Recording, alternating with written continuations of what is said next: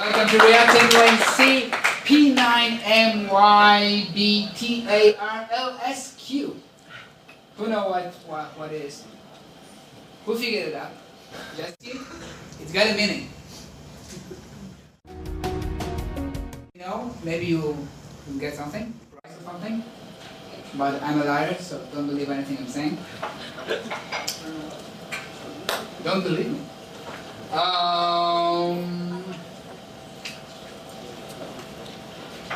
Please use Twitter.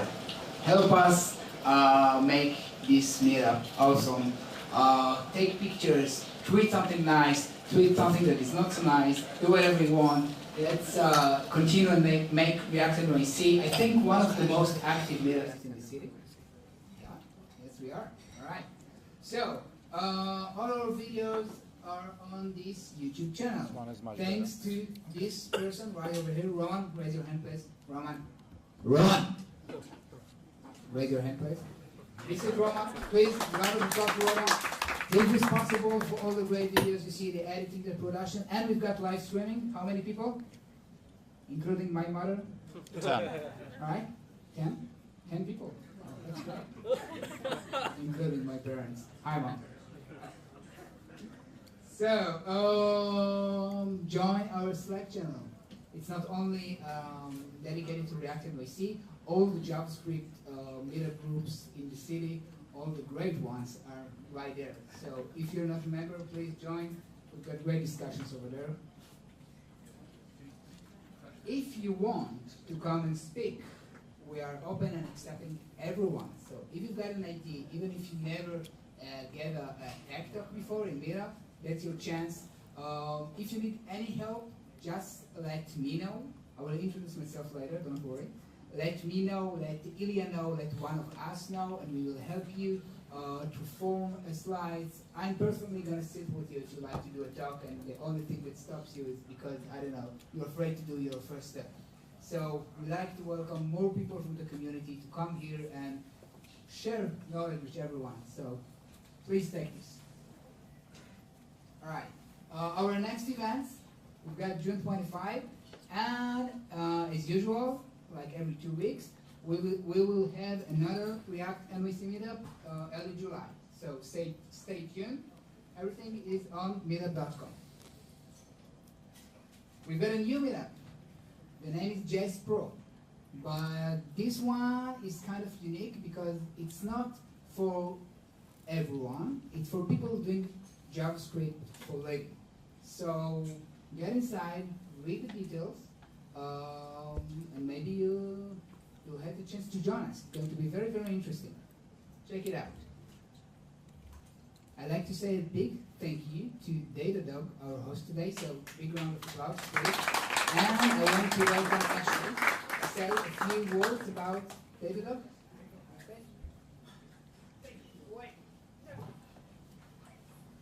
Thank you. Thanks to ReactNY for setting this up, and to all you guys for coming. This is our largest meetup in this space, so give yourselves a hand. So a little bit about Datadog. Who here uses Datadog or has heard of us before? Okay, a solid amount. So we help you see what's happening in your application and your infrastructure with like a single pane of glass where you can see logs, performance, and the 1,000-foot view of what's happening in your infrastructure. We're doing a lot of interesting work on the front end. We do data visualizations, so when you came in the lobby, all of the host maps, you can see a lot of graphics around here. We care about design, we care about beautiful front end code, and we're doing it in a very data-driven application that's super, that needs to be really performant, it needs to be beautiful, it needs to be usable, and we're doing that with React, with WebGL, with D3. So if any of that sounds interesting to you guys, come see me. Darren is here in the back. He's an awesome engineer here. And check out our website. We are hiring at all levels across many teams. If you want to work here or in New York, we can probably find a good fit. So thanks, guys.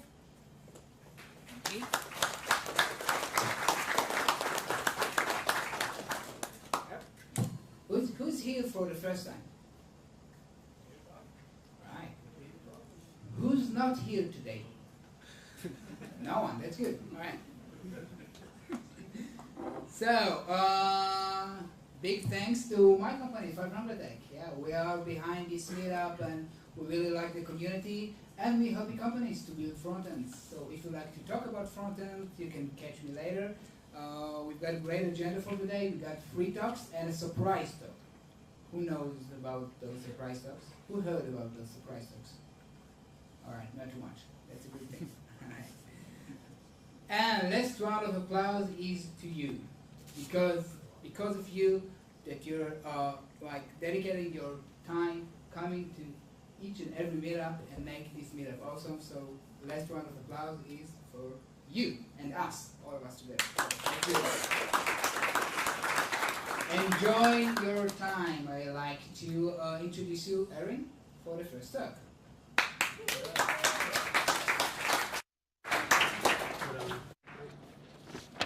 Cool.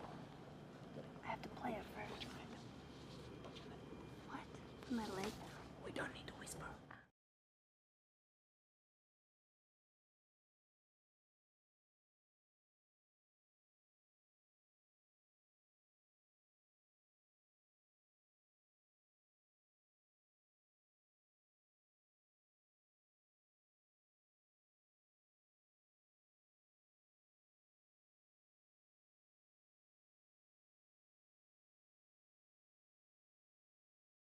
Whoa, lots of people. I was sitting in the front and didn't see how many there were of you. So, hi, my name is Erin Fox. I'm on Twitter as Erin Fuchs.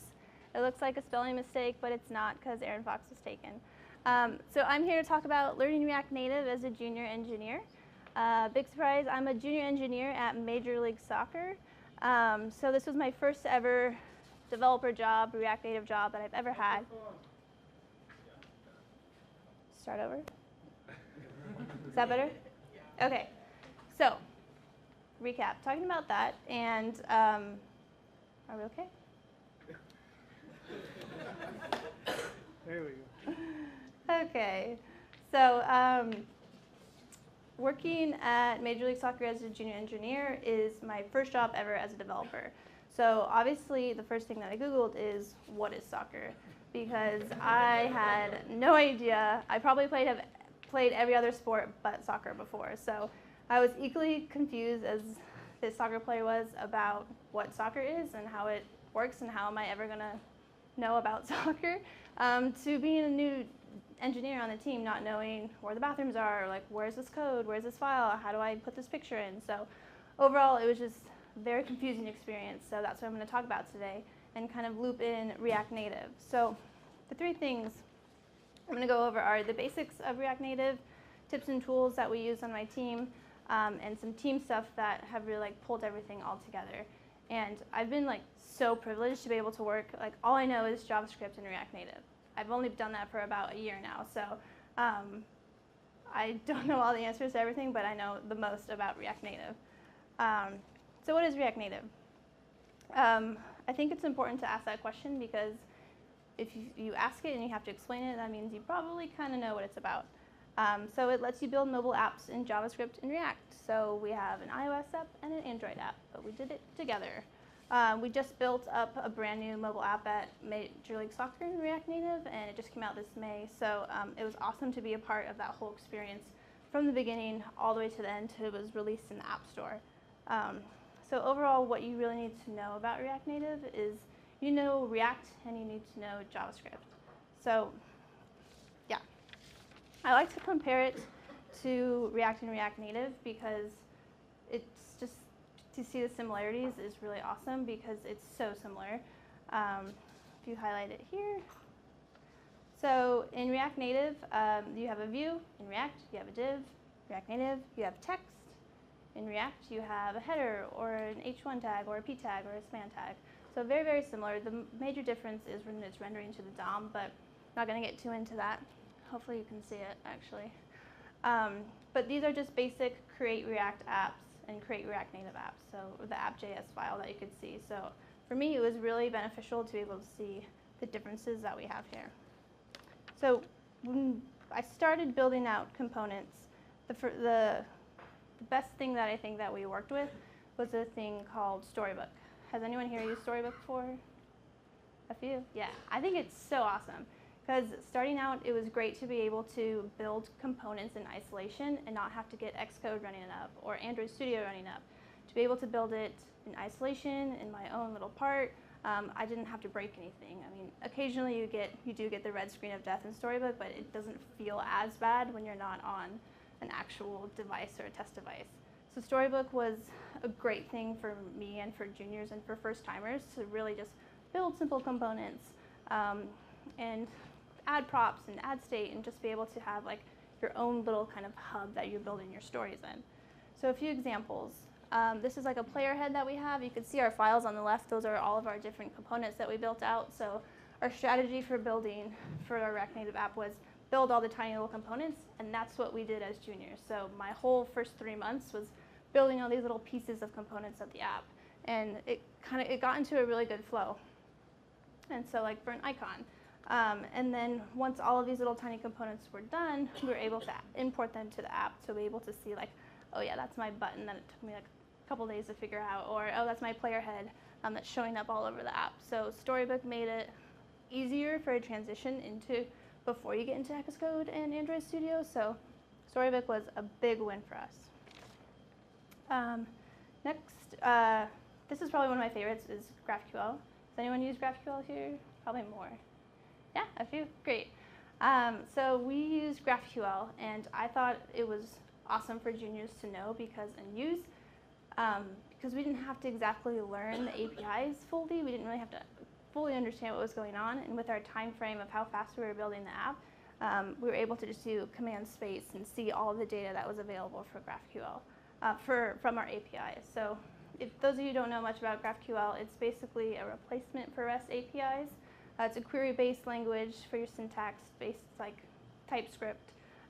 So it was really great as a junior to work with GraphQL because you didn't have to know the API, and it's just all your information is there set for you.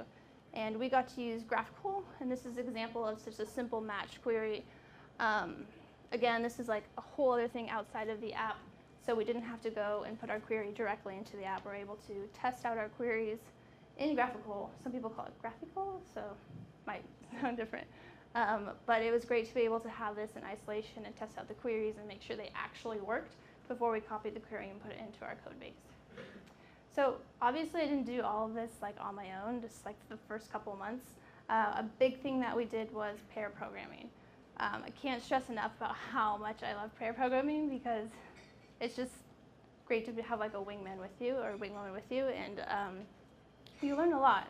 So the first like months we programmed together, and I can't tell you how many times someone was trying to explain me a situation or I was trying to explain to them what I was working on, where it was like, oh, now I get what I'm supposed to be doing. So they're kind of just like your rubber duck sometimes, where you just figure it out when you say it out loud.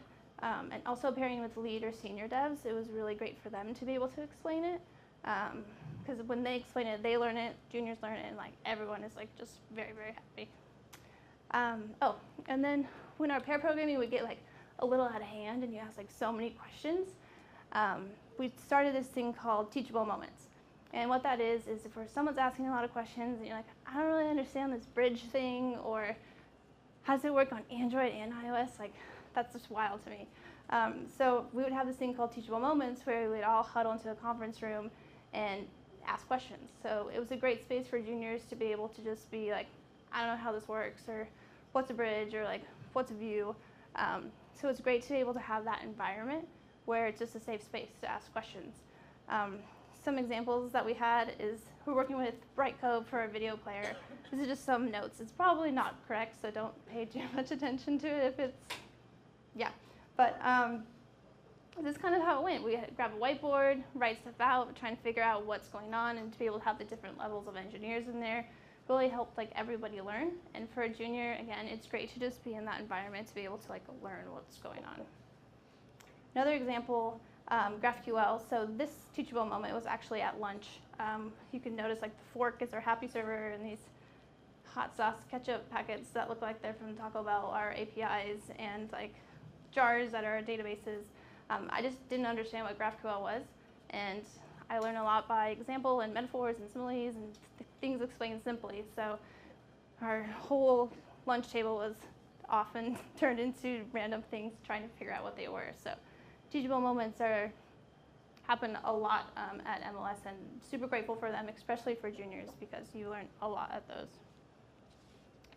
So in the end, I think learning React Native is a great starting part for juniors to get into, because as long as you know React and you know JavaScript, that's all you really need to do. Create your React Native app and you're good to go.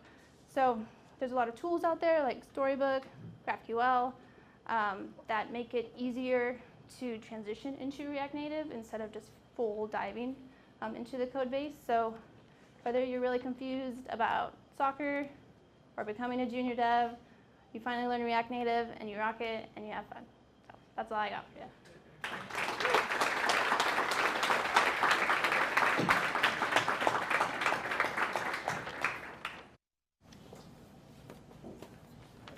Any questions? Any questions? I'm going to throw this somewhere. Oh, geez. Oh, okay. So aside from just like people don't usually work with like React or like React Native in like isolation. Like, what kind of router did you guys use? Were there any like important libraries that help like supplement any like faults in React Native? Yeah, there was a ton, and I'm a little nervous and I don't know the answer, so find me after. All right. One more? All right. Good. Thank you. All right, thanks.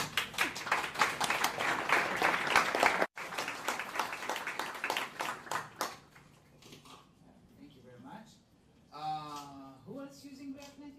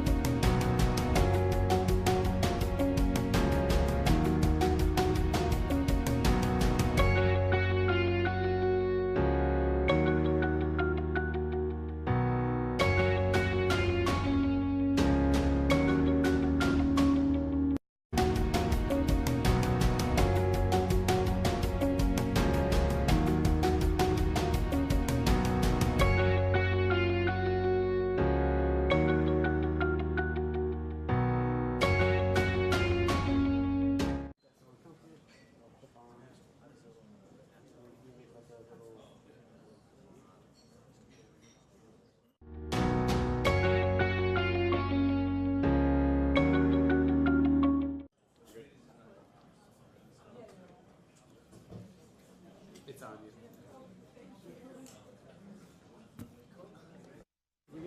Can you say like check? Check. It's good. All right. Let's see if I can lower this here.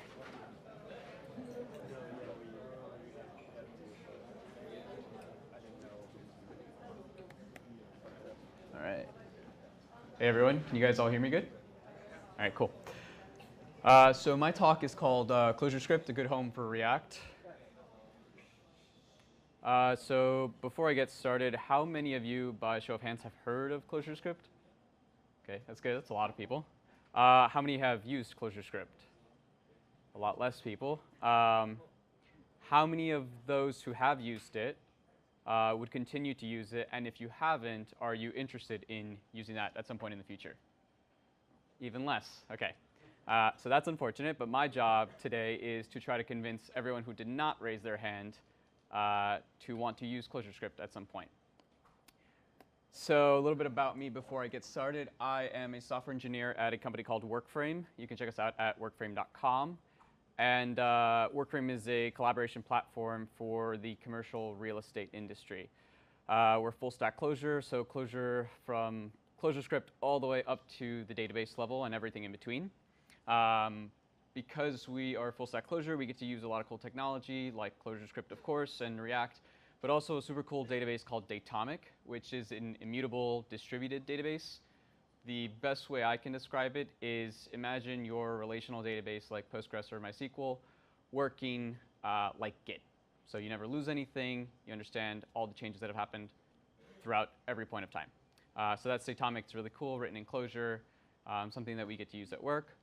I'm also part of the organizing team of ClojureNYC, so very similar to ReactNYC, except for Clojure. We make an effort to grow the community, the Clojure community here in New York, monthly meetups and hack events and stuff like that. Try to bring in some of the bigger names in the Clojure community. It's not a very big community, so it tends to be kind of easy.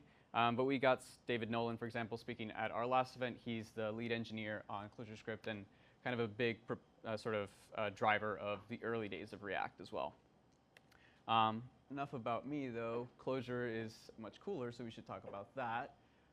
First, we'll go over what ClojureScript is.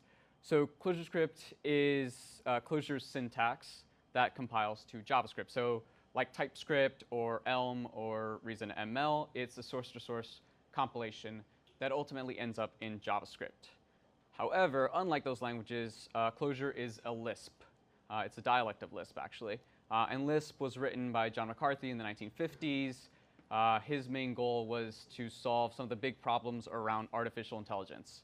And McCarthy at that time kind of took a step back, looked at all the programming languages that were out there, and realized that none of them were good enough to tackle AI. So he wrote Lisp instead.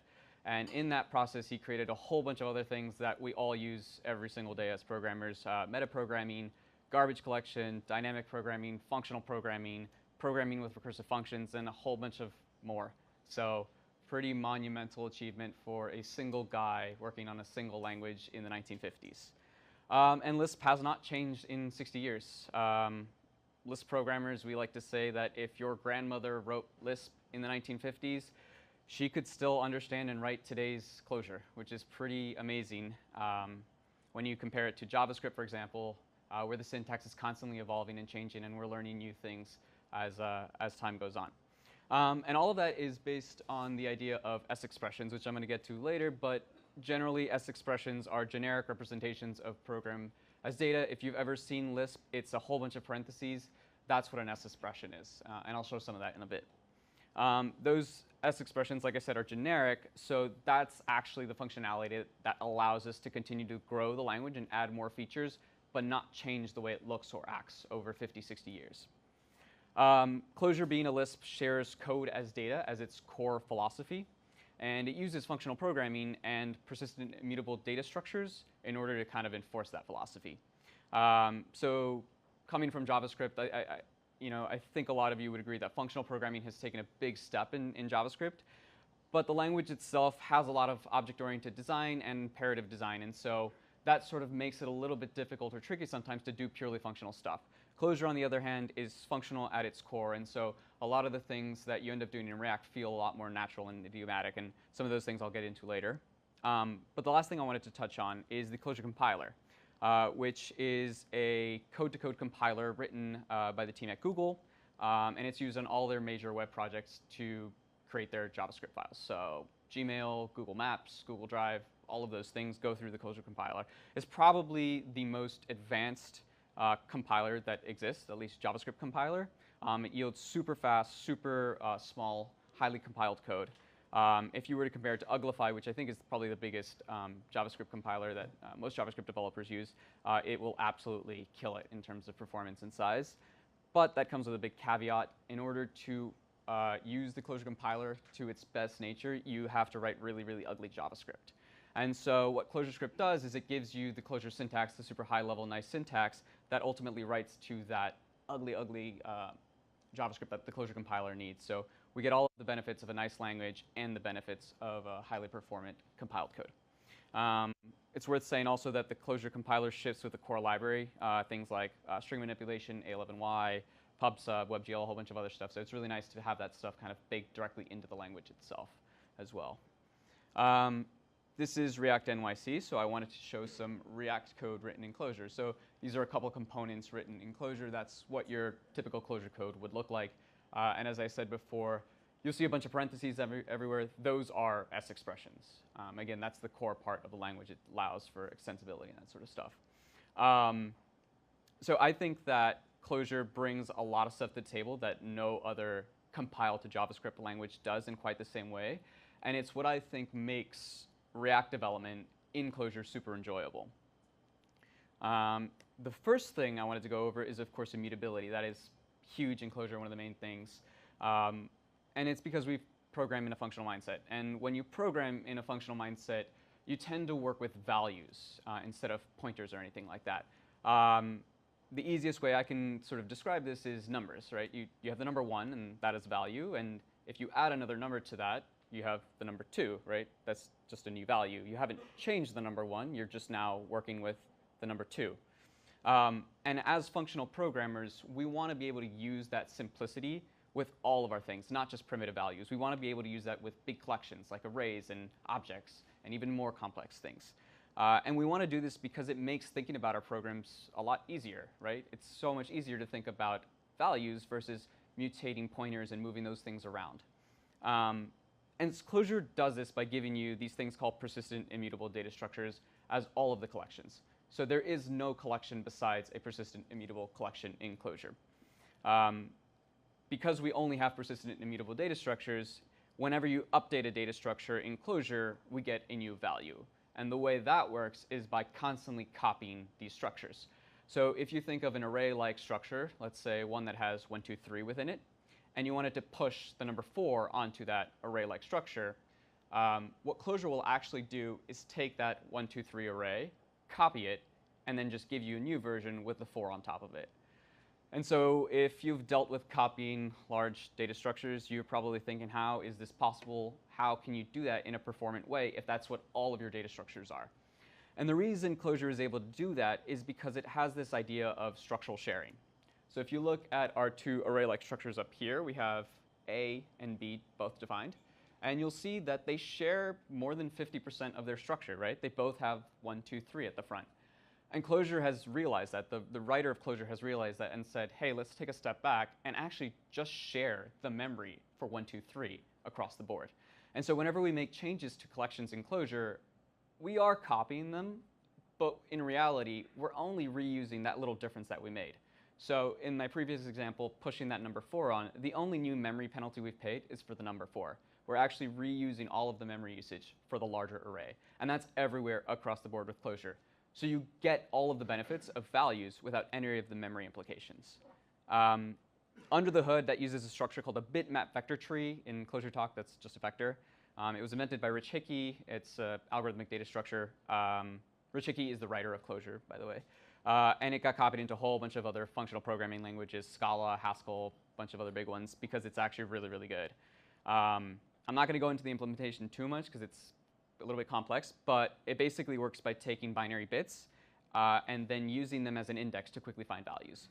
And so as an example of how performant these things are, if we had a data structure, a really, really big data structure, it would take us 7 steps to find a random value, and I'm reading the number because it's gigantic. 7 steps to find a random value inside of a vector of 34,359,738,368 elements. 7 steps. That is pretty darn fast. And that is, again, across the board. By the way, an array that large would never even fit in a modern day JavaScript VM, so not really a problem. So what does immutability actually give you besides the idea of working with values? Typically, people talk about lock-free concurrency and thread set values on the back end and not having to share memory, but that's actually not a big deal at all in React. We don't care. JavaScript is single-threaded, so not really a problem for us. What it does give us is complexity gone. And I like to think about this when you think of React's core model. It's that function right there. That's what React is, right? React's idea is that you have a pure function. It takes in some data and returns some new data that is a representation of UI. Giving some new input data will return some new output data, diff those two things, calculate a change on the DOM. That's it. That's React. And that's just functional programming. That's super simple functional programming. That works in really well with what Clojure does because we can actually use immutable structures as our inputs and outputs. And so that means we get easier comparisons when we're diffing. So typically React does its reconciliation diff, which is an O of n type of problem. With ClojureScript, we don't actually have to go through the diffing algorithm. We can actually just compare values, because that's what we have, right? So we can actually say, is this super complex map the same thing as another one? No, because they're independent values. That's all we need to know, and that's an O log of n thing. And so we're talking about an exponential gain in performance. We never have to go through reconciliation. We literally just say, are these two things equal or not? That's the fastest thing you can do when doing a comparison. And so a lot of this stuff already exists in JavaScript. We have things like immutable.js. A lot of people have probably used that. But immutable.js is cumbersome. It's a pretty big API. It's actually not even really immutable. It's not deeply immutable, at least. Only the top level thing is. So you can actually kind of hurt yourself with immutable.js. Debugging, if you've ever used that, is pretty hard and ugly. And you've got to do a lot of conversions. If you have a big code base that uses immutable.js, you've probably got a lot of 2JSs or 2-array calls everywhere. So that's not fun. It's popular to use object.assign or spread operators now in JavaScript, but there's no structural sharing there. So that's actually pretty expensive memory-wise for you. Pretty big performance penalty. And it's not even really a part of the language just yet. So I'm sure you want to be using that everywhere. Maybe if you've got Babel under there, okay, but another performance hit there. Seamless immutable is probably another one that people are probably using, but those aren't really persistent data structures. They're actually not even immutable at all. If you're in production, you can actually mutate those just like you would. It's kind of a big sort of hidden thing. They're meant to be immutable only in development. And as soon as you're in production, they're no longer immutable. So in ClojureScript, they're a native part of the language. You can use them just naturally. You just write ClojureScript and you're writing immutably. And they're also really backwards compatible. Actually, all of ClojureScript is compatible back to ES3. So you get all of that immutability for free. Works on every browser, i.e. 6 and up. And just to, again, sort of explain how crazy fast and efficient these data structures are, they're even more efficient than native JavaScript data structures. As an example, if you kept a history of 1,000 state changes in your React application, which if you think about it is actually not that crazy. You've got a big application, there's a lot of changes, and you're running through something like Redux. 1,000 state changes can happen pretty quickly. If you were to compare the size of those 1,000 state changes, a ClojureScript data structure will weigh in at 0.2 megabytes, and a native JavaScript data structure is going to weigh in at 1.8 megabytes. So that is an order of magnitude more memory usage just on native data structures when compared to Clojure. That's pretty huge.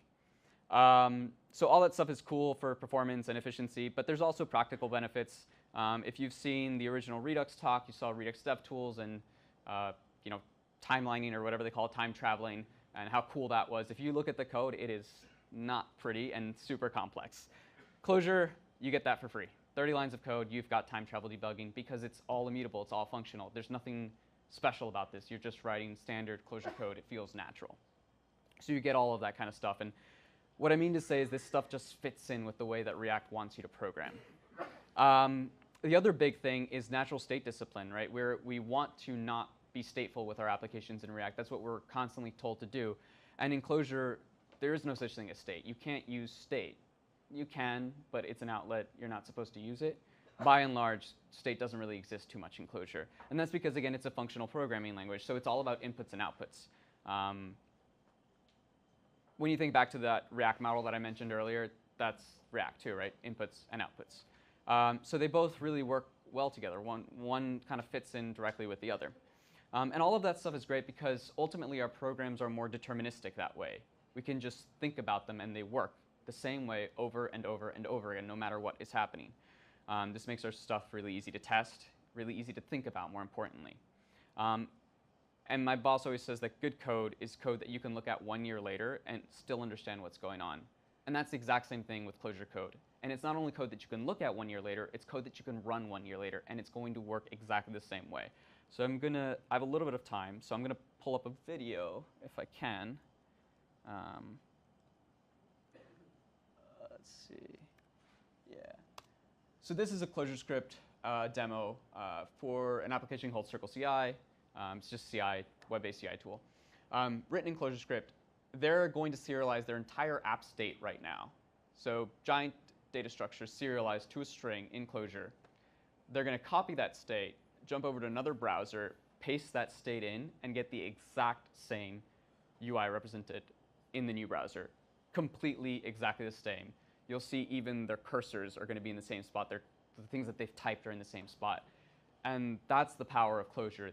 A level of determinism that you get with Clojure is this. You can completely replicate everything in your application, always. So there you go. That is pretty darn crazy when you think about it. But anyways, I will jump back to this. So yeah, natural state discipline. That's what comes when you start programming in a functional way with immutable data structures and purity, which is the idea that you can't force side effects at all. And that's just the idea of ClojureScript and functional programming. Fits in really, really well with React and helps us to really think about our programs in a nice way. Let's see. Cool. So this is more Clojure. I'm showing this because S-expressions, which I mentioned earlier, and EDN, which is Clojure code, fits in really nicely with React from an ergonomics perspective too. These two examples, one is in JSX, one is in S-expressions, are exactly the same code. That's a lot nicer to look at, in my opinion. So much simpler, less signal to noise ratio, really easy to understand. And the kind of kicker with this is that's not a special language down there at the bottom. That's Clojure. I can actually run that on my server. I could run that in any Clojure environment, and it's going to work because it's just Clojure. There's no extra compilation needed. There's no special escaping or anything like that. Those are Clojure structures. You could actually even read that from a file string and just do it. So that, I think, is pretty nice, and that's the power of S-expressions and EDN that you get with Clojure. So yeah, I figured I would show off a little bit of Clojure if I have enough time, which, do I? Okay, I've got 2 minutes, so I'll go quick. All right, so this is Clojure over here on the left. Try and turn. Yeah, okay, so another big thing with Clojure is the idea of interactive development. You've got this thing here on the right called a REPL, which if you come from Ruby or Python or something like that, you're probably used to that. All of that comes from Lisp and from Clojure. So thank you, John McCarthy, again. All right, so I am just going to run through some of the code here and evaluate some of the expressions. Default. .2. Okay, cool. So I just created a function called foo, a function called bar, and now I can call foo12, and I can see it in my REPL. And so again, this is going through this is from my source code directly piped to a completely different process. You only get that kind of stuff with S-expressions. Even in Ruby and all that kind of stuff, there's a lot of magic going on under the hood, network-related magic to do this sort of stuff. If you've ever worked with Pry or anything like that. This is nothing special. This is actually just a regular standard Clojure REPL. There's not even network stuff related here. This is just piping S-expressions process to process and evaluating them. So that's pretty cool. Bunch of data structures, array-like things called vectors, sets, true maps with complex keys. For example, I'm using a vector as a key here, and I can actually call off that vector key. Lists, which are optimized data structures for back retrieval. All of these things are baked directly into the language. So not only are they persistent and immutable, meaning that they're fast and super optimized, they're also really rich. We can use the right data structure for the right job, which is a really nice feature. There's also uniformity of interface with Clojure. So if I wanted to convert from a vector to a map or from a map to a vector, that's really easy in Clojure. You just use the function into, and it works everywhere for every data structure. We can convert back and forth. Right there, I turned a vector into a map. Same way, I'm now turning that same vector back into, that same map back into a vector. Very easy, always looks the same. If you think about JavaScript, how you might, first of all, convert an array into an object, kind of a pain in the butt. You'd probably do like a reduce or something like that, and then think about doing it the other way around. I'm not even sure what you would do. Maybe you'd have to go to imperative programming and use like a for each or something like that. Either way, you've got to think about it. In Clojure, you don't. You just use into. You reach for these natural things that always exist. And that's the beauty of S-expressions and that extensibility is we can just continue to apply the same things over and over again, and they're just going to work. Let's see, I think I've got one more example, which is a really, really cool one. I'll ignore lazy sequences for time. But this is really, I think, the kind of clincher as far as expressiveness that you get with Clojure. Let's take a regular expression. That's something that you might want to treat as a function. For example, let's say you've got an array of strings, and you want to filter on those strings based off of regular expression. You can't really do that in JavaScript. You actually have to wrap this in a function and call a matcher on it. In ClojureScript, I can actually extend the language and say, I'm going to take that JavaScript regular expression class and have it to implement this iFunction protocol, which means I can treat it as a function. And so now I actually can use literal regular expressions as functions. And so going back to my example, I will create a regular expression, and I will literally use it as a function. I'll pass it as the function argument to filter. And I've now filtered on a literal regular expression. And I can, of course, remove it. And I can, of course, literally call that regular expression literal. That kind of stuff, of course, can be done in JavaScript because ClojureScript ultimately turns into JavaScript. But the amount of extensibility and easeability that this occurs in ClojureScript is just always there. It's always present. You can kind of think of the craziest ideas, and Clojure will allow you to do that because it's based off Lisp. And I think that that's a really, really powerful paradigm that goes even beyond React. And so that is probably all I've got for you guys. A couple resources that I'll send out later. If you are now interested in learning more about ClojureScript and want to play around with it, that bottom one is something that I put together. It's basically a repository that you can just clone and run a single npm command to kind of get started working with Clojure, because I will not lie, if it's the first time working with Clojure, it is not easy to get started with from a tooling perspective. So hopefully that makes that a little bit easier if anyone is interested. Again, big thank you. I work for WorkFrame. Like everyone else that's doing a presentation here, we're hiring. Come talk to me if you're interested in Clojure and ClojureScript. And come visit us at ClojureNYC as well. So thanks.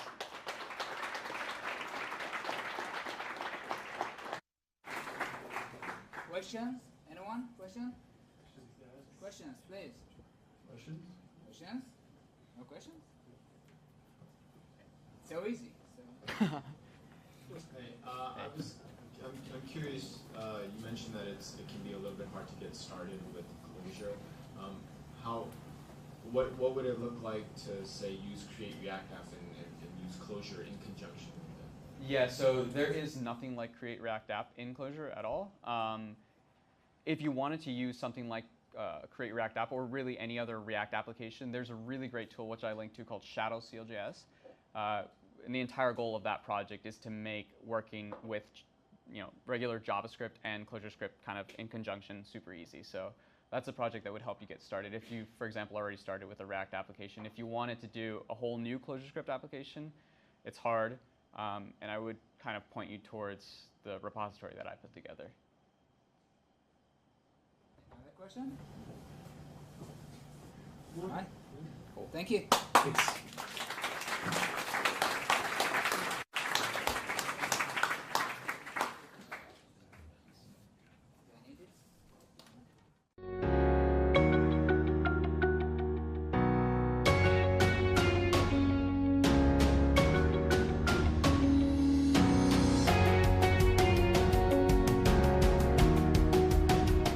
So take out your phones.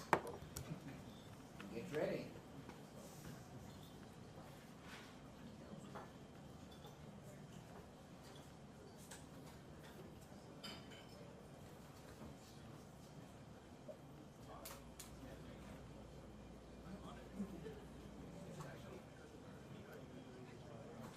All right, everyone. So welcome to our traditional quiz of ReactNYC, the only quiz in the city that you're playing and don't win nothing. All right. Absolutely nothing. No prizes. We'll not even mention your name. Just nothing. Play it again. It's over. You go on. And nothing happened. So go to Kahoot. Kahoot.it. Turn up the sound? Yeah. All right. Let's try. No, we can't hear the sound. I don't know. Not a big deal.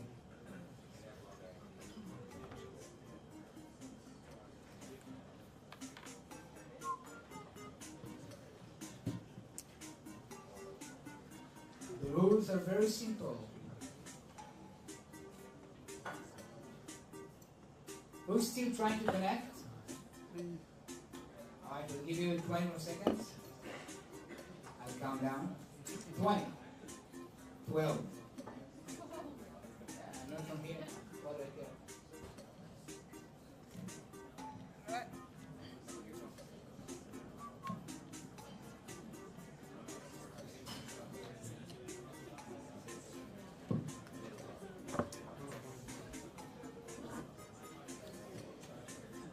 Something went really wrong with this one. You know how to fix it? Thank you. Alright. You can put your real name if you like some shaming. Please try to be honest. We will share your data with anyone. We will transfer your details to third parties. We will use your... Alright, you got it. You ready? Are you ready? Come on. Are you ready? Come on, it's not ClojureNYC with more than 10 people. No, I'm kidding. No. Clojure is great. Well, where is Clojure? There's no too much people yet. No. It's wrong. That's great.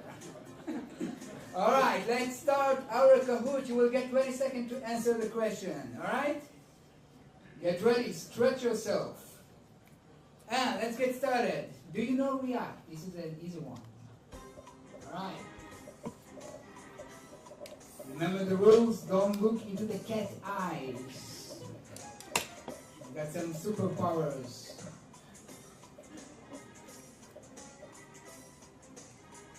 And we've got 81 answers. Let's see, how do you know React? 35, well, we've got 12 experts. Where's the experts? Raise your hand. Come on, don't be shy. It's your loss. Remember, no prizes. Right. Next one. Are you looking for a job? Don't raise your hand, just answer it. He's hiring.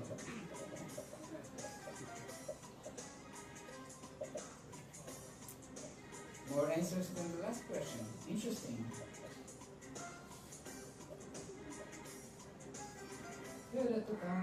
Alright. So, we've got 31 and 26. Who's hiring right here? Raise your hand.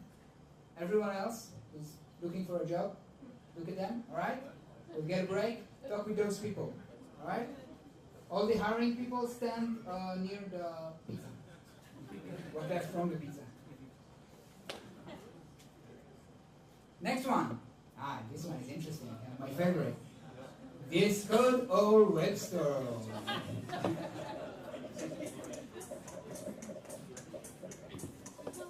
I've got something to share with you. I'm vegan. Those are the only two. No other choice. Oh, or not. Or no. Nah, you can do Notepad++ if you like. I don't know, to touch yourself. No. Oh, come on. Actually, I can share a little secret with you. When I try to lose weight, I put on my refrigerator a picture of me when I was, and it's like, hold me back from the refrigerator. So I do the same thing with React. So every time, with VS Code, so every time I open it, I get this picture. Then I know, all right, don't do it. It can help you. Really. It helped me. Let's go back. Did you claim here alone? If you use VS Code.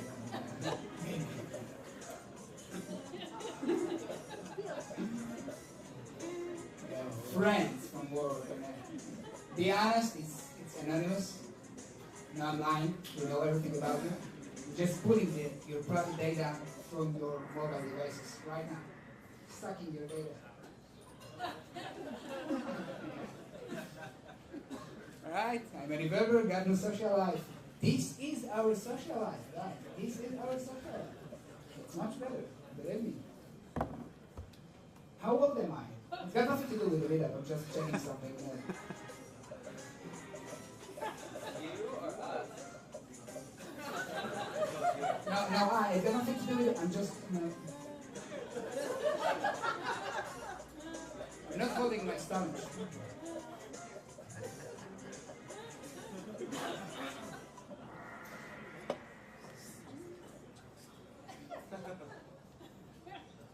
I'm not going to answer that. That's right. But if you want some great tips for great cooking here, talk with me later. In one word, it's coconut oil. But don't tell anyone. Alright, we're still streaming, yeah? Are you happy with your current job?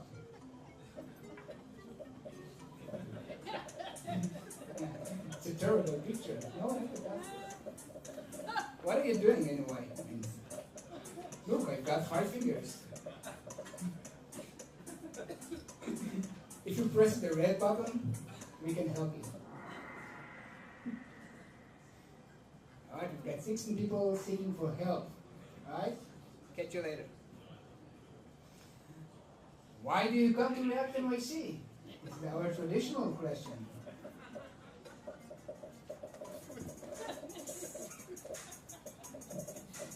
Meet people, of course, like most of us. How many people are we feeding today?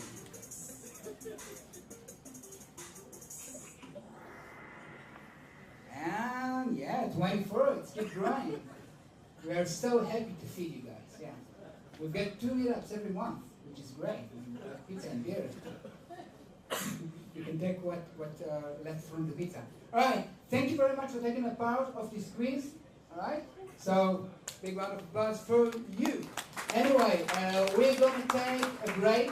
It's going to be exactly 12-minute break. All right, so the bathroom is right over this wall. After that, we've got another break talk, and then the traditional surprise talk. So see you in 12 minutes.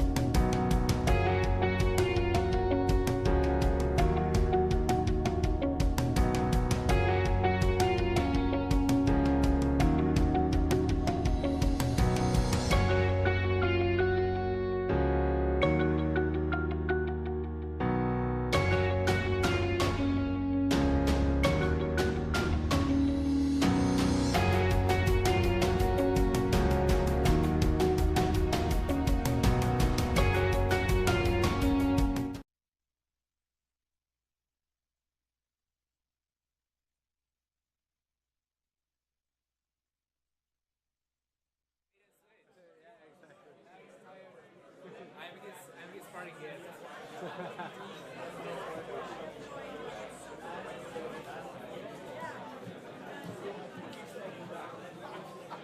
right, this is the last code.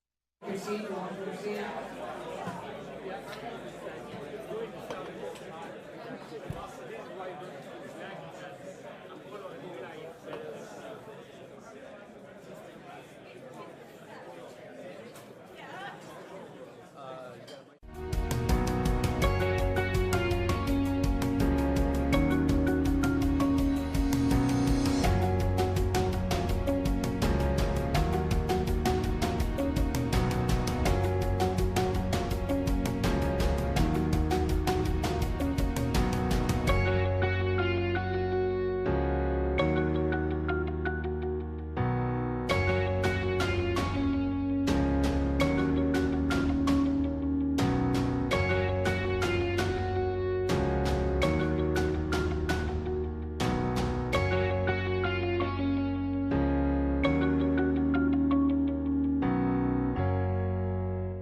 With our last full talk for today, before the surprise talk, I'd like the next speaker to introduce himself.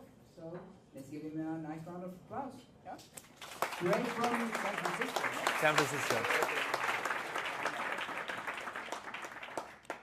So truth be told, I was. Oh no, that's not my slide though. It's loading. It's a MacBook 12. It's very slow. So truth be told, I was here on vacation, but someone on Twitter said there's React New York City going on, and here I am. Boom. Okay, so my name is Guillermo Rauch, and I'm the CEO and founder of Zeit. You might have heard of it from some of our open source projects. The open source project that I'm going to talk about today is called Next.js, and it allows you to generate a React application very easily, kind of like create React app, but we have one killer feature, which is called pre-rendering. Sorry? Oh, this is not working? Oh, bait and switch, like Ilya. I don't know where he is. Just kidding. So the killer feature, as I was saying, of Next.js is pre-rendering. So whether you want to compile an application statically and pre-render all your beautiful content and your UI, so there are no flickers, or you want a server render so that you have dynamic content that search engines and users can access so that their first request gets all the data directly, you can use Next.js. So I'll give a brief introduction about our company. It's called Zeit, and you can go to our website, Zeit.co. I'll switch quickly here, Zeit.co. So we want to make developers' lives better. The mission of Zeit is to make cloud computing really accessible. So any one of you here should be able to deploy to the cloud with one command, and you should be able to use tools that you enjoy and make your life easier. So our medium is open source. We are very passionate about sharing everything that we learn. So everything you're going to see today comes from us building our own website and wanting to write content more easily, write content better, update it directly from the GitHub UI, for example, and also use React components in addition to writing our content easily with Markdown. So we launched our first open source project 2 years ago, and by the kind of arbitrary metric of GitHub stars, we're already the 50th largest organization on GitHub, something that makes us very proud. 51st, some of you might know me from my previous venture, Socket.io. It's still doing great, but we just passed them, yes. Okay, so today I'm going to talk about Next.js. And our tagline is React applications made easy.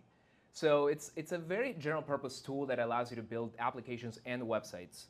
So I'd like to show this little demo for those of you that are not directly familiar with Next.js of how you would go about starting your React application. So you would create your package.json file, you would run npm start, which runs the command next, just that, that's all, next. And then you create a page inside the pages directory that exports a stateless functional component or a class component. So notice that I'm creating here a functional component. I export it. It's inside the pages directory. And as soon as I save this file, it'll magically appear on the left-hand side. So what's the next thing you need when you build an application or website? You need hyperlinks.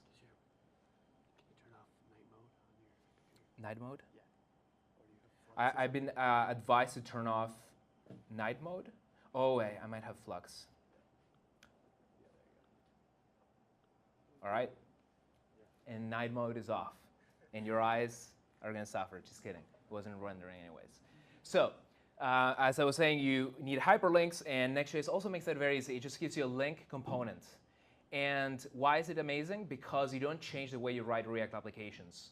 So we kind of built a very slim layer on top that allows you to like sort of link together your pages and your components. Other than that, it's just raw, unadulterated, organic, farm to table, oat milk, almond milk, React.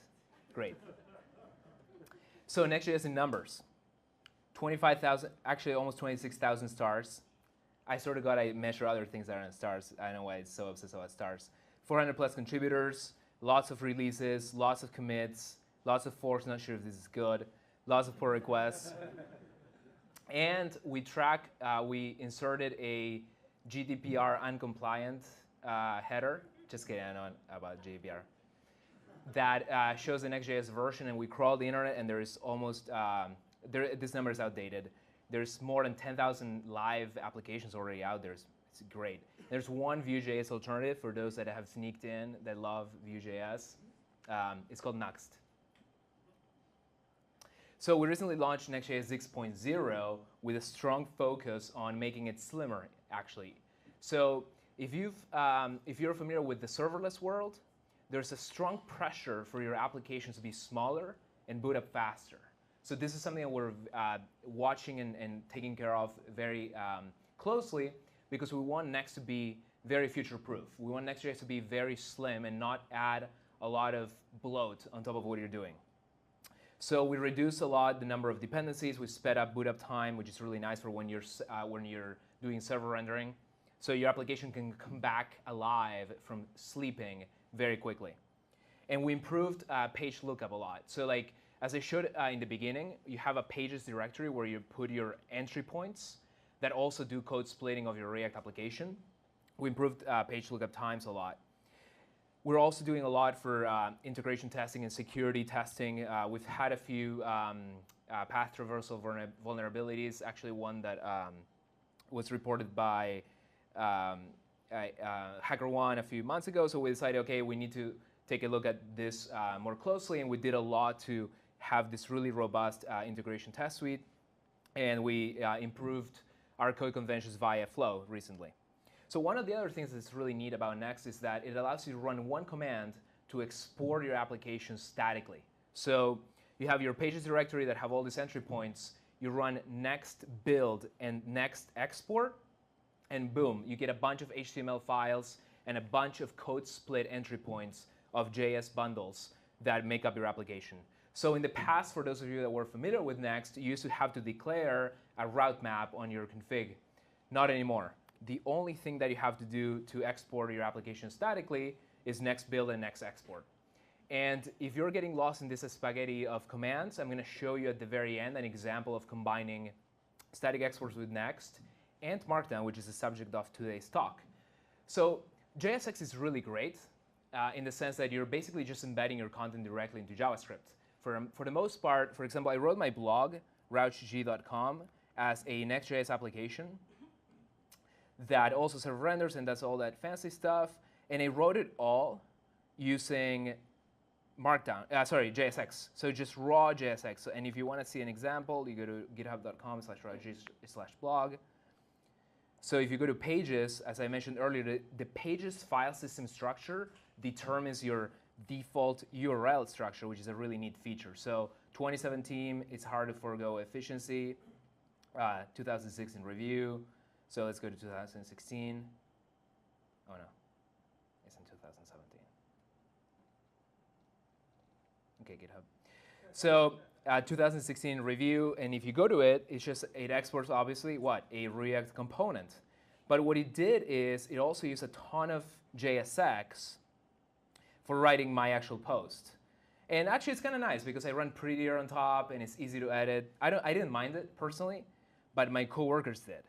And the GitHub syntax highlighter team also did, because it's not pretty. So it's actually a really neat example of using Next.js because all I had to do to start a blog was I created a pages directory and I put my content in it. And then I define all my components and all that. It's quite beautiful. And then I actually have this real-time view counter which pulls my views for this blog post from Firebase, and then it keeps them updated in real time. So it's kind of a nice thing to show off this pre-rendering functionality that I was talking about. So we do so, the data fetching, by exposing a hook into React that allows you to fetch data. And it's called getInitialProps. You can look into it later on nextjs.org. But essentially, when you're pre-rendering something, and I think my laptop just died.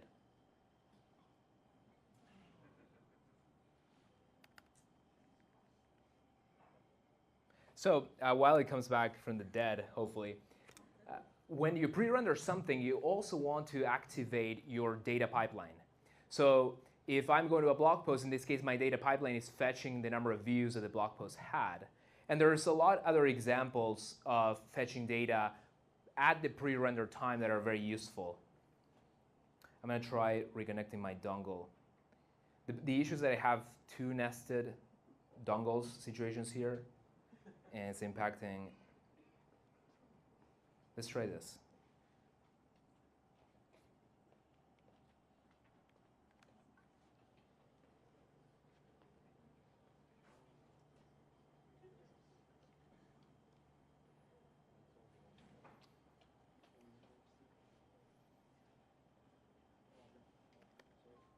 Oh, it's back.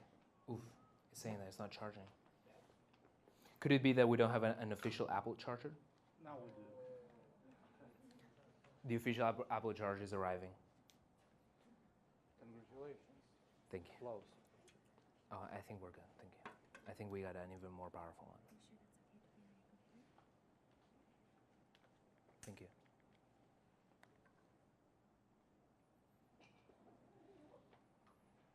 Okay. It's saying it's charging. I'll keep you posted on the status. Oh, I think it's coming back, or it died even further.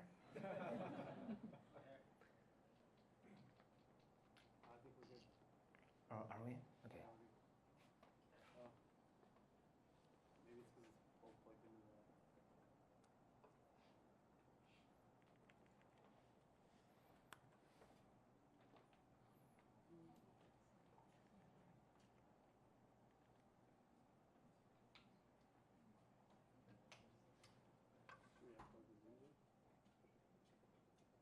I can also use a backup laptop.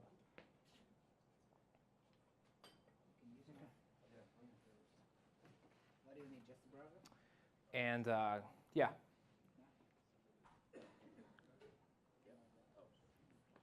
No, not this one. We need a more powerful laptop.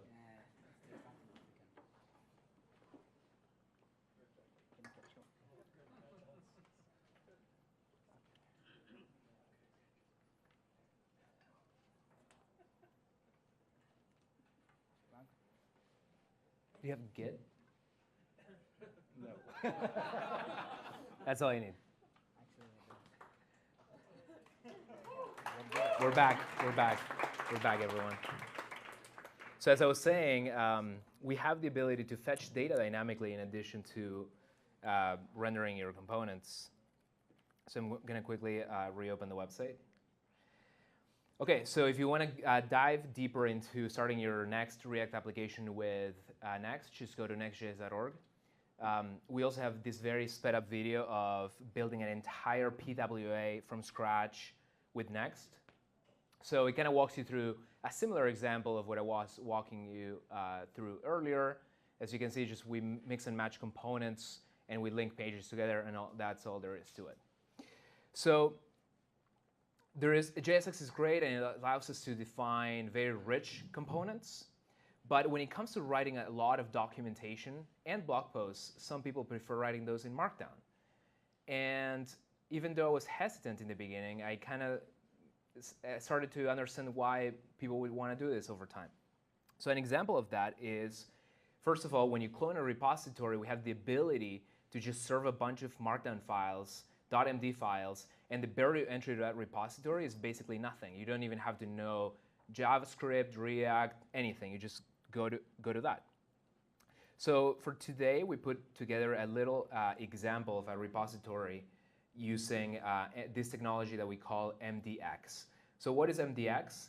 MDX is a slight enhancement of Markdown to support React components natively. So as you can see here, I'm going to go to the raw representation of this. So this is my .md file that, as you can see, inlines a React component directly. And this might not seem like such a big deal, but we went through several different iterations to arrive to this. So in the beginning, we used to inline Markdown directly inside our JS files, kind of like we do today with JSX. So we had a special template tag with a technology called Markdown in JS, and we would export a component that inlined Markdown inside. So this is kind of reminiscent of exporting a component that returns some JSX. But we still thought that the barrier to entry to this was kind of high.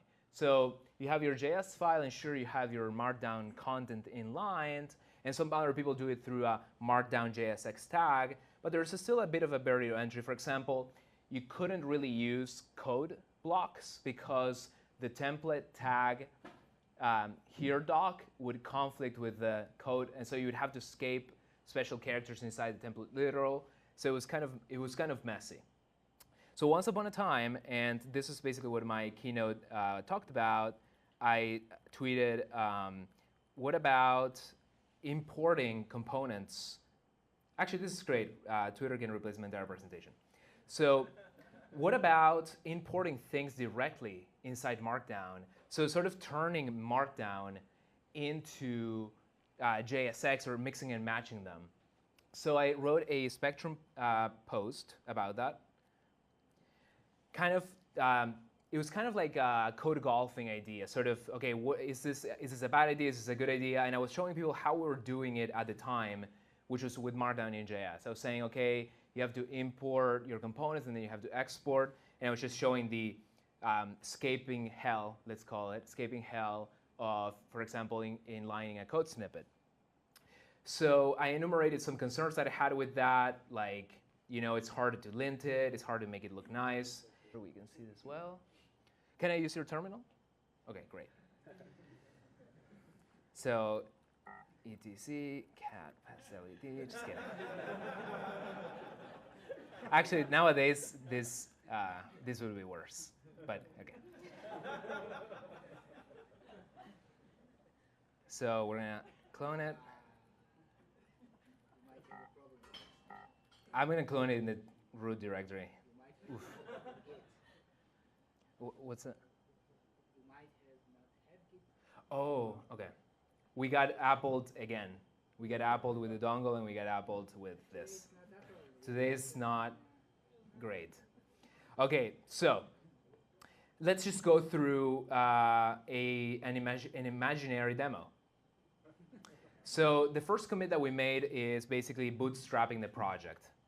So one thing that I mentioned earlier was we can enhance Markdown with custom components, but you can also define, okay, these are my default components. Because the beauty of Markdown is that they're sensible defaults, right? So like a heading level 1 looks like a heading level 1. So how do we retain that simplicity? So we can have a components mapping that says, okay, I want my H1 to look like this. So when you configure MDX, you can say, these are my components that map to the default Markdown components. So H1, H2, H3, H4, inline code, which is like the backticks inside a paragraph, full code, block quote, etc. The other thing is including Webpack configuration, because Next tries to make your life easier. Instead of writing the Webpack configuration directly, we can use this little, it's almost like a functional generator of Webpack config. So you invoke that function, and it sort of decorates the object that you pass in, and it returns the Webpack configuration for the MDX loader. So really what we're shooting for is that all that you would need to do to set up MDX is you export this plugin. And I say plugin with this gesture, plugin, because it doesn't do anything other than just like sort of auto-generating the Webpack config for you. And these plugins are very easy to write as well. So another interesting thing is, as far as dependencies, we just bring React and React DOM as peer dependencies, which gives you the freedom to sort of select your version, etc. We never like lock you in to a specific React version. Here we brought the plugin, which is really only necessary at dev time, so I think it could have been as a dev dependency in this case.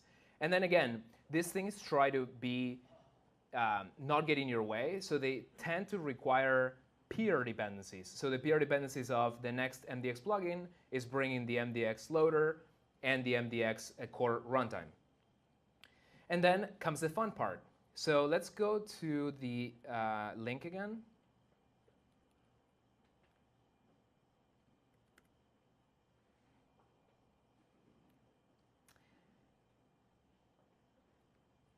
So I'm going to go to the pages directory. So as you can see, we have this pages directory with a bunch, with a post subdirectory and a bunch of markdown files inside.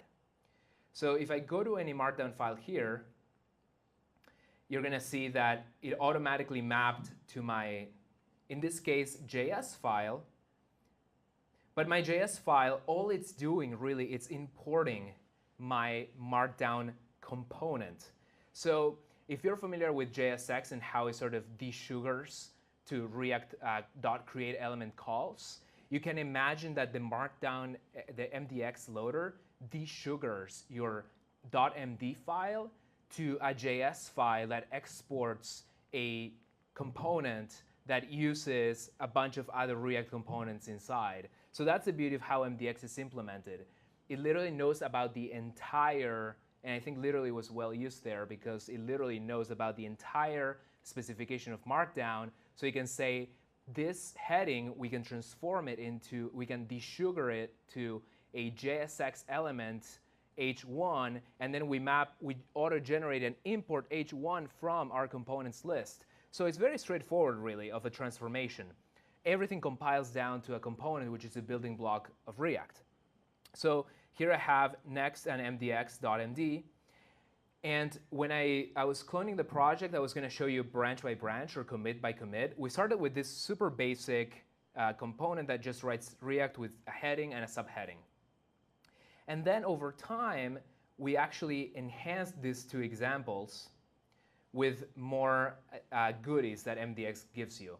One of them is the plugin ecosystem of MDX, which builds upon a tool called Remark.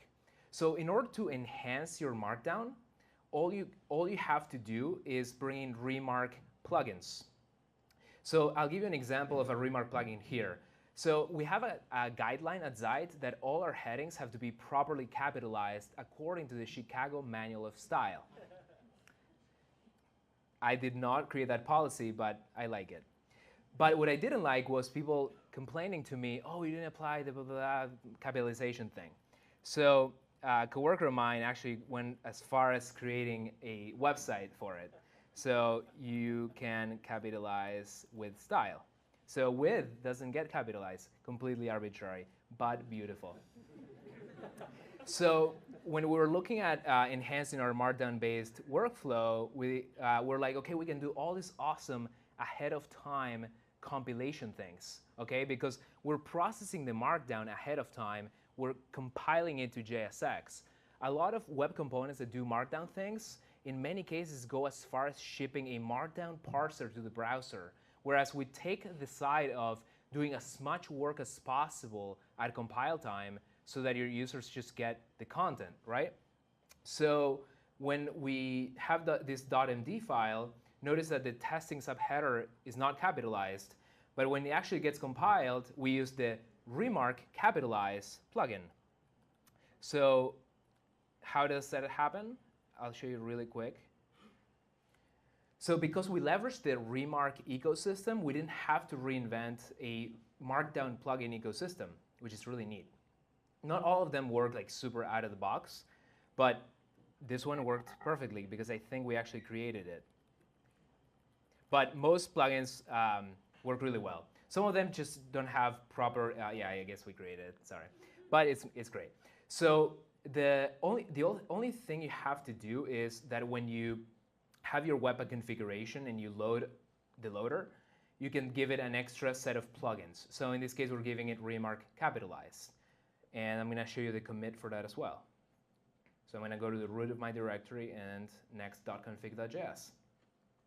So here we're registering the plugin and we're passing the remark capitalized plugin. So this shows you that you can do a lot of really awesome things to preserve the ease of writing Markdown, because really it all comes down to you can edit Markdown way more easily than anything else in the universe. So it satisfies a restriction that I could go here and edit directly from GitHub, and it could send a documentation patch, it could send in a new API description. But the neat thing, as I was mentioning earlier, is that you can leverage your existing component ecosystem. So here we're defining the existing components that I had, like all the H1, H2, etc.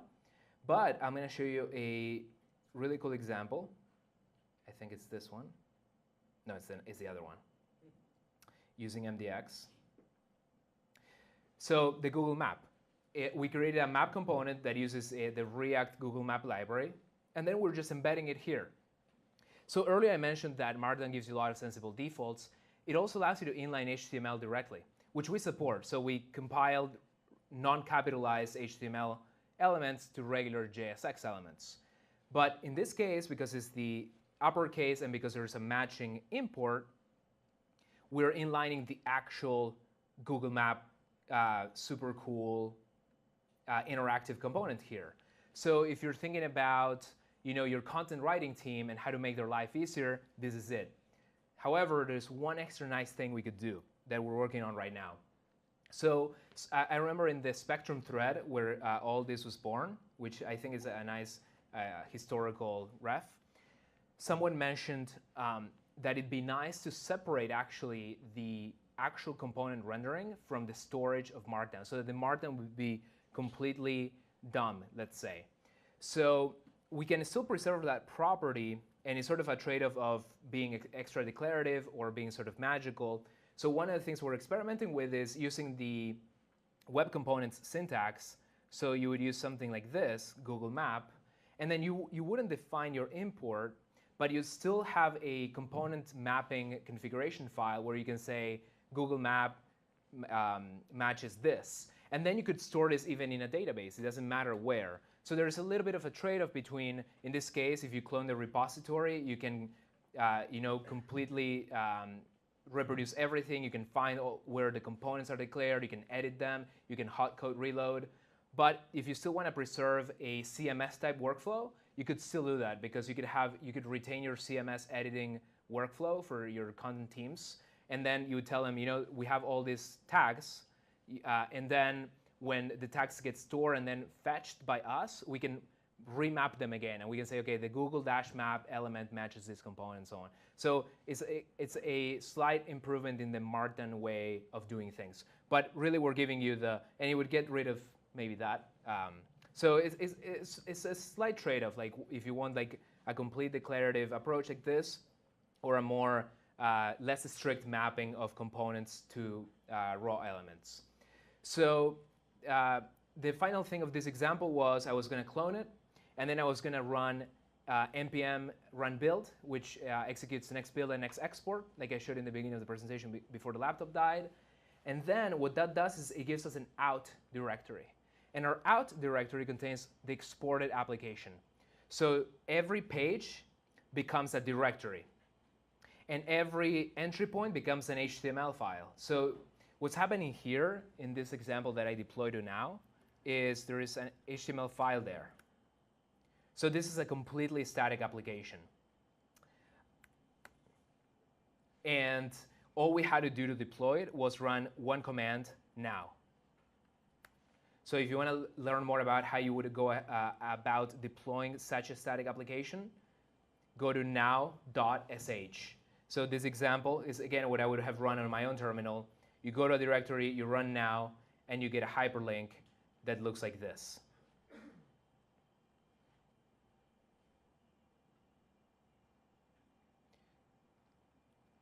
That's it. Do you have any questions?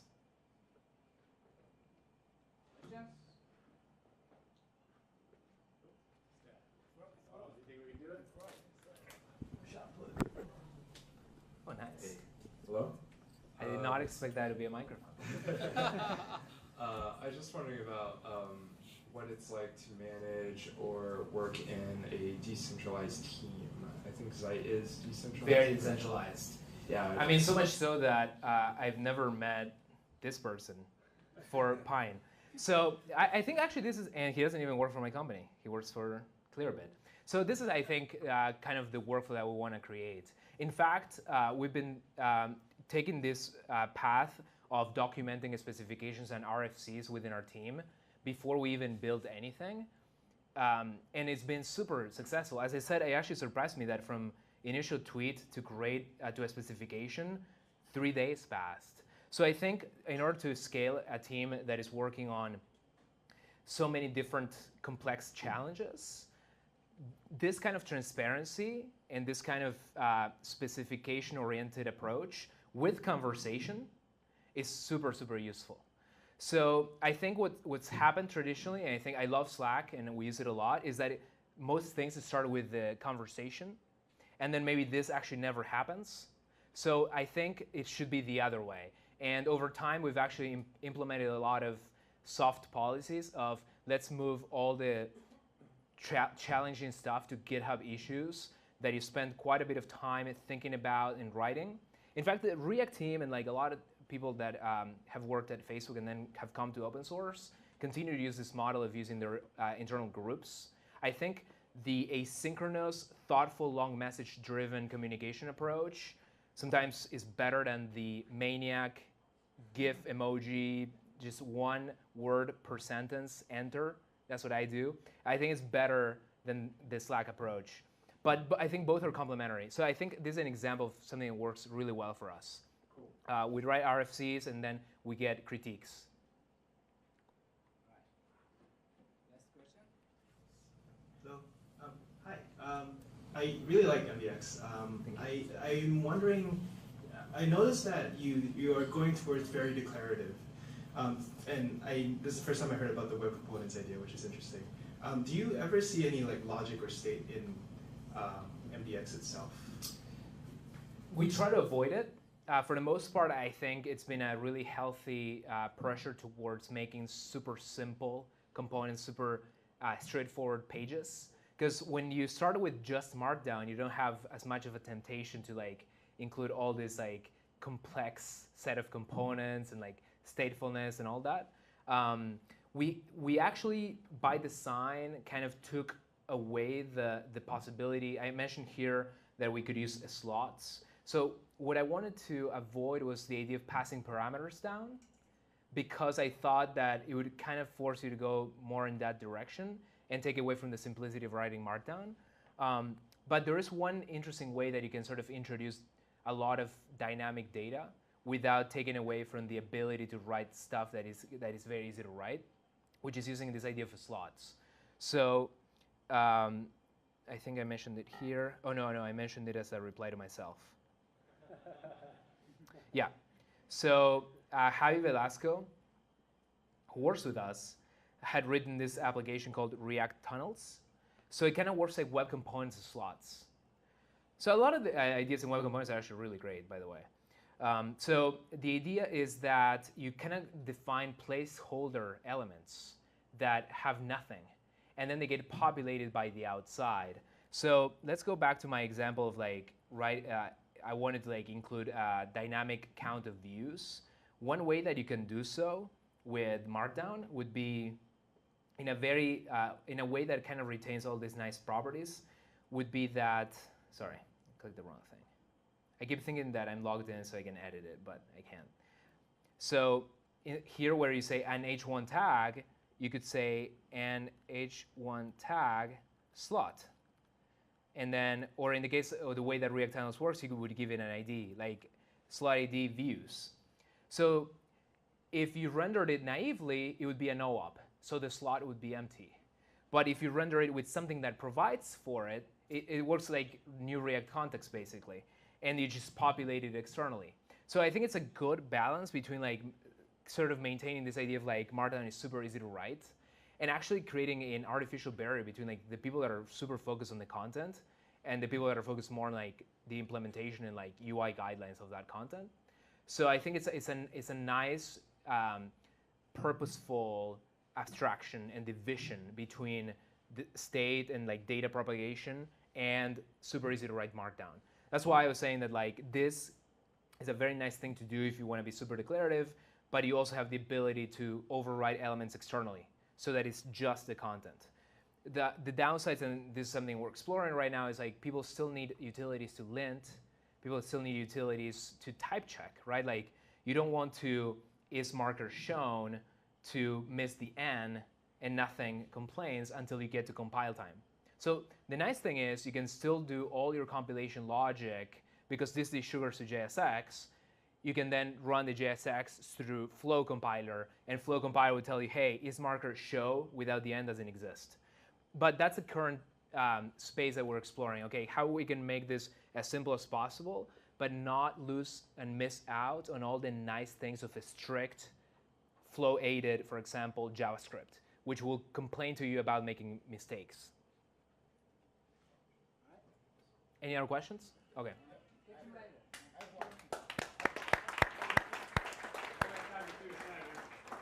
Thank you for the laptop.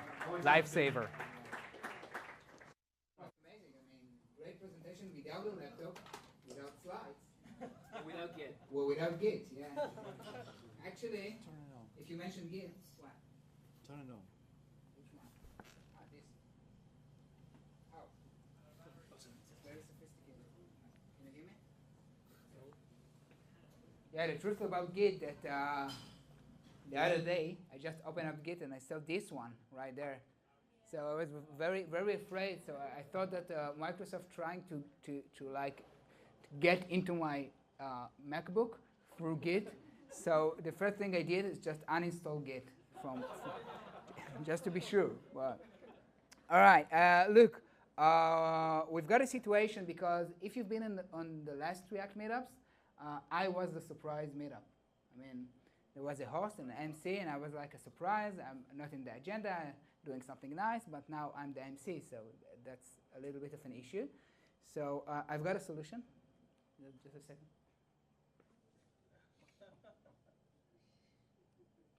Yeah, I think it's going to work. I don't know how to use it, though. Can you help me with this? Oh, got it. All right. Yeah. All right. No, it's not me.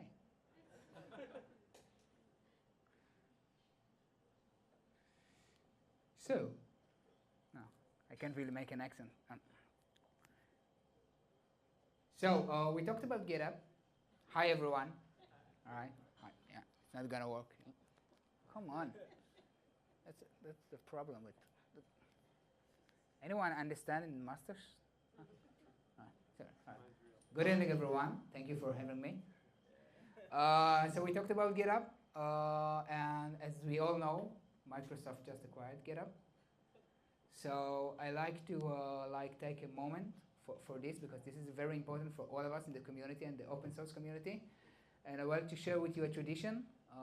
I bring this tradition from my homeland. I'm part Swedish and part Irish. So I need, can you see? I need 3 volunteers. Come on.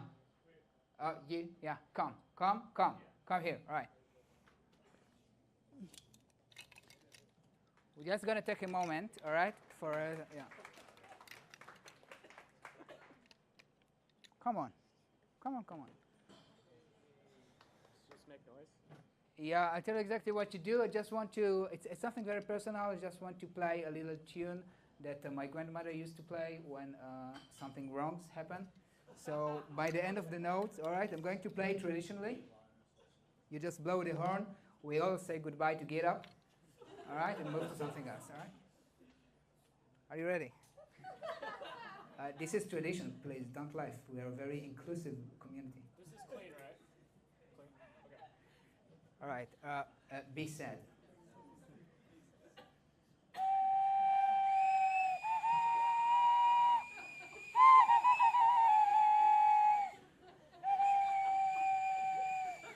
Thank you for correcting. All right. Yeah. No, you can keep it.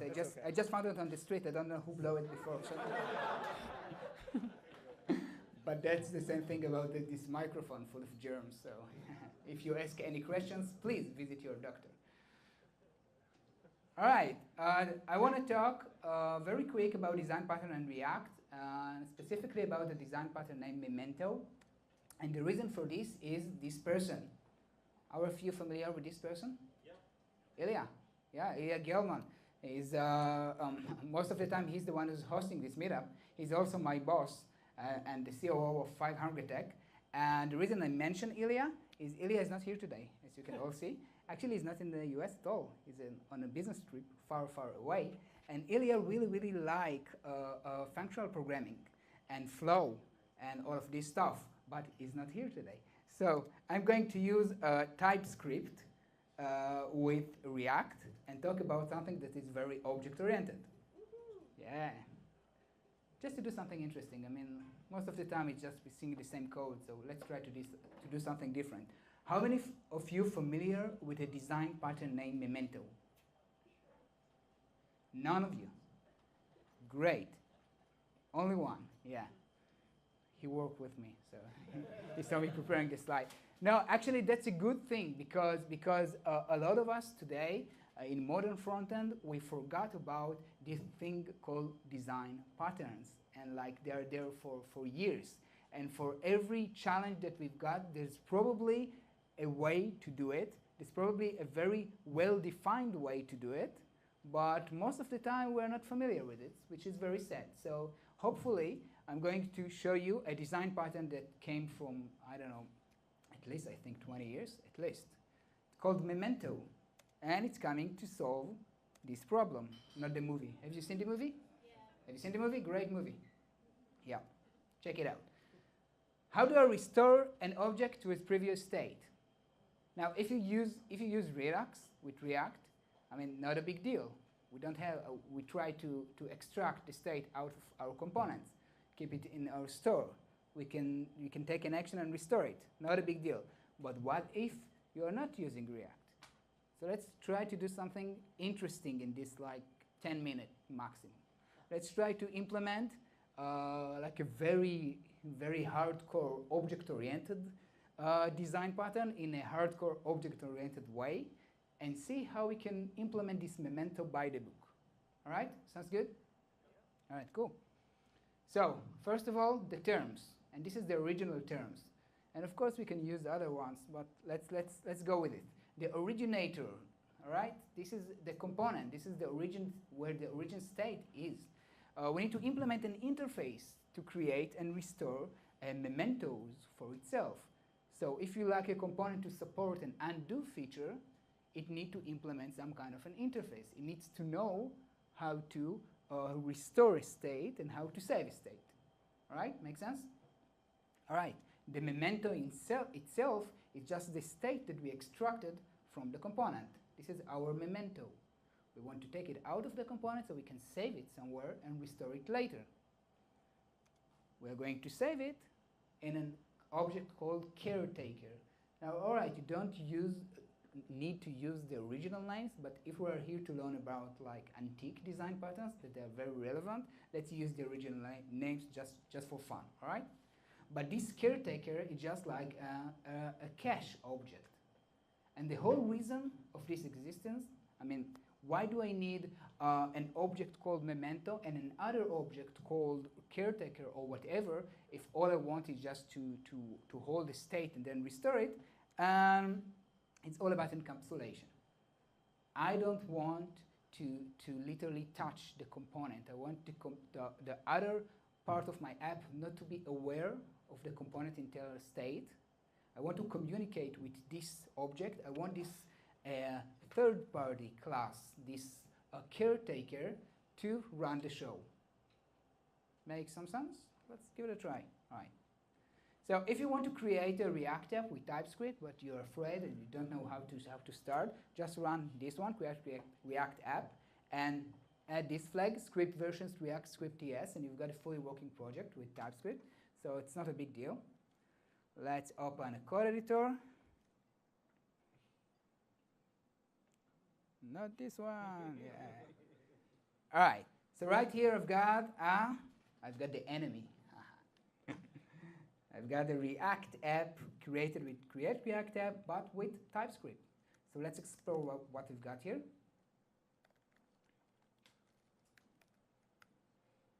All right. So I've got a component. I can add some numbers. This one is not working, not the reset, not the undo.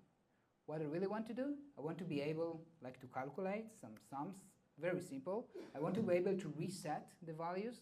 I want to be able to destroy this component, and I want to be able to press undo and go back to previous states. Make sense? All right. So let's have can you see the code? Yeah. All right, nice. So let's do a quick overview. So this is the sum component. I haven't been too creative with names, but basically I've got an input, as you can see here. I've got a mapping, an array of numbers, and I'm showing the results right here. So this component, we don't really care about the implementation. We've got this add right here, but this component holds an internal state. It holds logging all the values, and I've got the results. All right? Now the challenge. I want the host component, which is the app component who used the sum, to run the show, to be able to extract the state, save it, and restore it. Cool? Let's do it object-oriented way. So I'm going to create a class, TS. And first, I'm going to define this memento, how it looks like. So a class name, memento. And when I'm creating a memento, I can pass any state.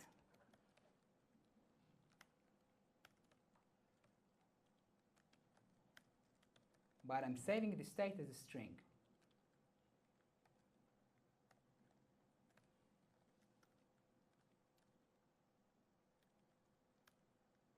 Almost. All right? All those shortcuts, that's WebStorm working with TypeScript, which is amazing, I think. Make sense? Can be read-only. Why it is important to save it as a string? Let's do the JSON parse right here. Who wants to answer? No prices? No? No? All right. Think about it. I want to be able to serialize my states. It's very easy when it's string. Your state should be serializable. Right? You can take this example and do some nice stuff with it. So we've got this memento, which is basically a class, which basically just a string representation of your state. All right? Next, for every component who wants to be able to extract its state, I'm going to create an interface. Let's call this interface iMemento. The component will have to implement a save method, which returns a memento, and a restore, which accepts a memento and returns nothing. Make sense? All right. Last one is this caretaker, the cache that saves the state. So export class caretaker, and right here I'm going to create a constructor. Actually, no, let's do a private mementos, which is a memento array.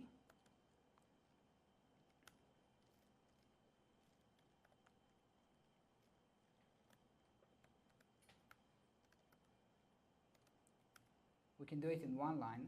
And just, if we're playing with Java-like code, let's write a bunch of code for nothing. All right?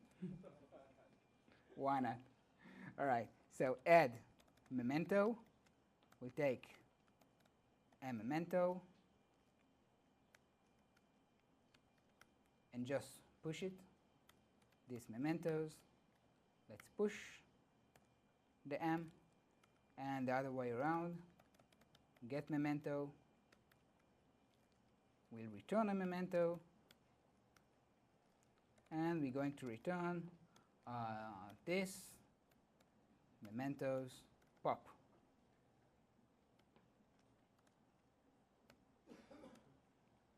All right, makes sense? Plain JavaScript, two simple classes. One represents a memento, the other one just an interface, so I know what I can implement. And the last one is this caretaker, which basically just hold an array. Who did some C# or Java along the years? All right, quite a few, so familiar. Hopefully from this short talk, you'll be convinced that TypeScript with React is not too bad. It's actually quite working. All right, let's put it to work. First, I can see I've got some kind of an error. Where is the error? An element access expression should take an argument. What do you want from me? Colon. Where? Equals to colon. Oh, this is not a type. Thank you. And now, this is the best part, all right? This memento undefined, I mean, it can't be undefined. If you're calling pop and there's nothing there, it can be undefined. So actually, that's a good thing because it just catch a potential bug. So I'm going to say, if there isn't anyone, just call a new memento with nothing. All right? So this was the boilerplate code. Let's put it to work. I'm going to my app. Again, my app is the container. You know what? Let's start with a sum, with the component that I wanted to support to be undoable. First thing, I'm going to implement the interface. I'm going to implement memento. I've got an error because I'm not implementing the methods. Let's implement the methods. You can see here the autocomplete, the code generation. I've got component lifecycle, new lifecycle, deprecated lifecycle, all coming from React. I need to implement save and restore. So save is going to be very easy. I'm just going to do this. New memento, this state. And for restore, I know I've got a memento. I've got this memento holding an internal state. I'm going to do this set state with m state. And we're done with this component. Any questions so far? All right. Yeah? You got a question? Let's do a spontaneous question while I raise this thing. I just want to, all right? Ready for the germs? Talk very closely for this, because if you want to get infected. Yeah. Welcome to the herpes club.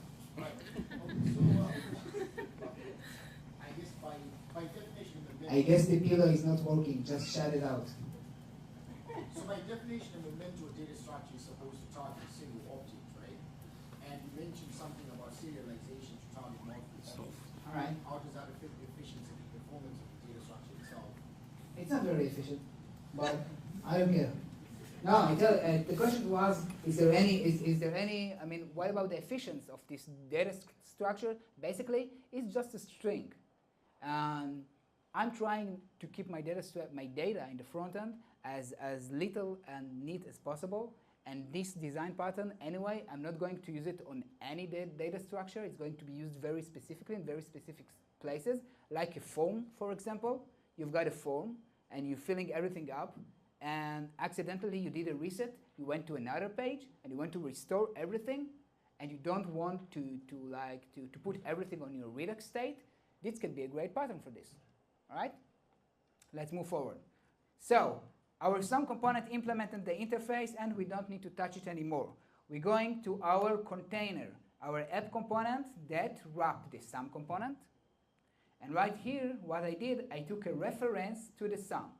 So I can call those methods. Make sense? All right. Now, if app is running the show, I want to create an instance of the caretaker. Again, I don't like this name, but we are learning like by the book. I'm going to create new caretaker,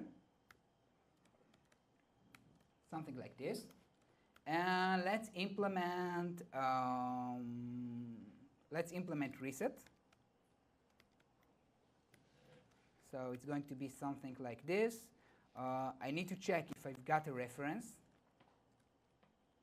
So if I've got a reference, if I got this some ref and this some ref current, this is the new way to create a reference in React. So if you're not familiar with this and you're still using the old deprecated way to do it with callbacks, you should know that this is the way we're doing reference today, much more easier and clean. So it's nothing to do with the design pattern, nothing to do with TypeScript. You just create React create ref. You've got this instance of ref. It's wrapping the element, and right here I'm just referencing the element. All right. So if it looks strange and you haven't used it before, this is React, and it's got nothing to do with anything else. All right, so if I've got this reference and I want to reset, I want to do two things. I want to take this caretaker and tell him, add a memento, go to my component, which is this, and call save. That's it. Of course, probably I want to reset the values over there, so I can go to this current and call reset. Make sense? This button right here, on click, this reset. Let's give it a try. I've got 12, 12, 12, calling reset, works. All right? So again, take a look at this code. I'm just managing the show. I'm just accessing the component and tell the component, hey, save.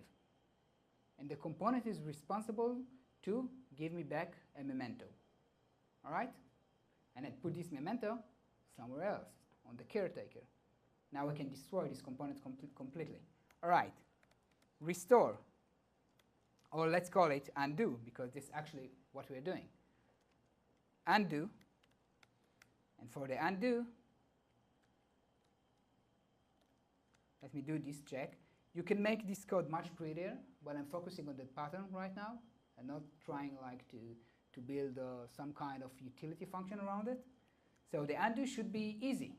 I mean, I can go to my sum component, call the restore, and ask for the caretaker, please get me a memento. And that's it. And the component will know how to restore itself. So if I go right here and try this on click, let's do this undo. And if I did everything right, I should be able, let's say this is 24, reset, undo 24. Let's try to do like this is 10 and 10, so I've got 44. Let's reset. Let's do 3 and 3, 6. Let's go undo to 6 and undo to 44. So let's summarize. Yeah, I know it's not very popular, and I did it by purpose. I want to show you some alternatives, because most of us, including me, using React the functional way. Maybe we throw in some flow, which is great, which is a great library. I use those tools. But there is other ways. So if you find yourself feeling more comfortable with TypeScript, with object-oriented concept, even if you don't, you can give it a try. And of course, you can implement the exact same pattern without TypeScript at all. Because design pattern, it's the idea. It's the definition of how I solve a problem. And this problem, how, in a very manageable way, while keeping component encapsulation, I can take the internal state, put it aside, restore it, without feeling like decoupling everything together. All right? Great. Back to the slides. This slide, just say thank you. All right. Some of you asked, and if you like, I welcome you to check my new book, which is, I did a talk about it, and I got some great feedback. Thank you very much. This book is because of you, and I would like to thank my mother as well, for giving birth to me. And I'd like to thank my teacher and a lot of other people, but that's not the time or the place to do it. But if you use this QR, you can grab this book in a very special community price, because I'm not trying to make money. I'm just trying to, no, I'm trying to make money, actually. Those Mac adapters, that's like cost a fortune. This was me. My name is Nir. I work at 500 Tech. Thank you very much for two things. First, for coming to this event. Hopefully to see you next time. You are awesome. We've got a great community. Let's keep it this way. So this is for you. I think that's it for tonight, unless we've got time for 2 questions. No questions? Still in shock? TypeScript, React? What are you doing? Thank you very much, guys. Have a great night.